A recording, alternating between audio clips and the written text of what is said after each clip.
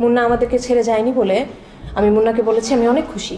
তখন মুন্না আমাকে বলল, ম্যাডাম আপনি যখন এত খুশি তাহলে আমাকে একটু খুশি করে দেন। তারপর মুন্না কি বললো জানেন? কি বললো? তারপর মুন্না বলল, ম্যাডাম আমি খুশি হব আপনি আর রিজিক ভাই যদি বিয়ে করে ফেলেন তাহলে। বেয়াদবটা এই কথা আবার বলছে? মুন্না আমাদেরকে ছেড়ে যায়নি বলে আমি মুন্নাকে বলেছি আমি অনেক খুশি।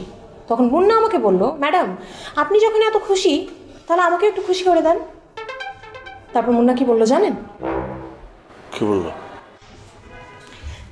তারপর মুন্না বলল, ম্যাডাম আমি খুশি হব আপনি আর রিজিক ভাই যদি বিয়ে করে ফেলেন তাহলে।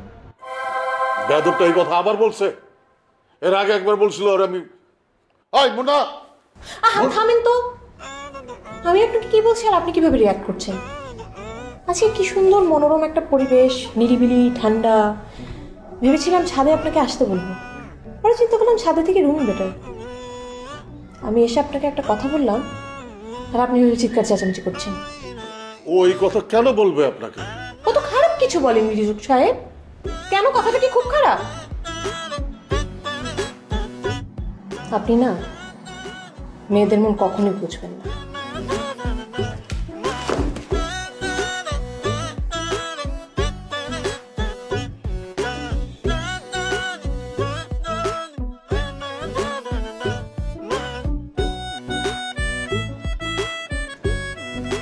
কি ম্যাডাম ছাদে এই টাইমে আবার একা একা মন খারাপ নাকি? না মন খারাপ না, মন ঠিকই আছে। আসলে আমি প্রতিদিনই আমার নিজেকে একটু সময় দিই, বলতে পারেন সেটা যে কোনো সময়। এটা ভালো, নিজেকে সময় দেওয়া প্রত্যেকটা মানুষের উচিত। আমিও আমাকে সময় দিতে চাই, কিন্তু আসলে কাজের চাপের কারণে পারি না। তবে আপনারা দেখা আমি অনেক ইমোশনাল হয়ে গেলাম। কেন? আমি একটা মেয়ের পছন্দ করতাম, সে দেখতে আপনার মতো, পুরো আপনার ডিটো কপি। আমি শুধুমাত্র ওকে দেখতে গ্রামে যেতাম, ওকে প্রথম দেখার সাথে সাথে আমি ওর প্রতি ফল করে ফেলি।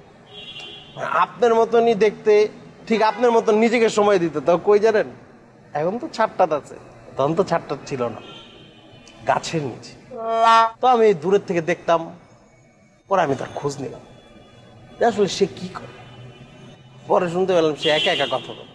কার সাথে কথা বলা জানেন? কার সাথে? ভূতের সাথে। এই যে আমি ভয় পাইলাম, এই যে আমি ভীত হইলাম, আমি প্রায় 10-15 বছর গ্রামে যাই এই ভয়ে। তবে আপনার এই ঘটনা শুনে আমারও একটা মেমোরি মনে পড়ে গেল। তাই নাকি? হ্যাঁ, ঠিক আপনার মতন এরকম ছোটবেলায় আমার একটা বয়ফ্রেন্ড ছিল। আমি নাকি ম্যাডাম? যখন বড় হলাম তখন জানতে পারলাম সে নেশা করে। সত্যি ম্যাডাম? না, মজা করছি। আচ্ছা যাই হোক, আমি শুনলাম আপনি নাকি বিন্দিকে বলছেন মধু সাহেবের সাথে বিয়ে করতে, আর এলিনাকে বলছেন রিজুক সাহেবের সাথে বিয়ে করতে। তাহলে নাকি আপনি অনেক খুশি হবেন। হ্যাঁ। আমাকে বলবেন না? অবশ্যই বলবো না, কেন বলবো না বলেন? আপনাকে তো আরো সবার আগে বলা উচিত ছিল, কিন্তু আসলে বলার সুযোগ পাইনি। তবে এখনই বলি নাকি? আপনি যে বলবেন কার সাথে বিয়ে করতে বলবেন, লিস্টে তো এখন বাকি আছে শুধুমাত্র কামাল সাহেব। তাহলে কি কামাল সাহেবের সাথে বিয়ে করতে বলবেন? শোনেন, আমি কিন্তু আপনাকে এই ব্যাপারে হ্যাপি করতে পারবো না। মানে আমি কিন্তু কামাল সাহেবকে বিয়ে করতে পারবো না। আপনি অনেক বোকা ম্যাডাম, আপনার মানুষ পাইলেন না। কামাল ভাইয়ের সাথে আপনার যায়, আপনার যদি যায় অন্য কারোর সাথে যায়। কার সাথে যায়? অবশ্যই আমার সাথে। সরি, মজা করলাম ম্যাডাম, আপনি আমার সাথে মজা করলেন না, তাই আমিও মজা করলাম। কোনো নিজেকে টাইম দেন, আমি তো আপনার টাইম নষ্ট করে ফেলছি। তাছাড়া আমারও একটু কাজ আছে, থাকেন, ভালো থাকেন।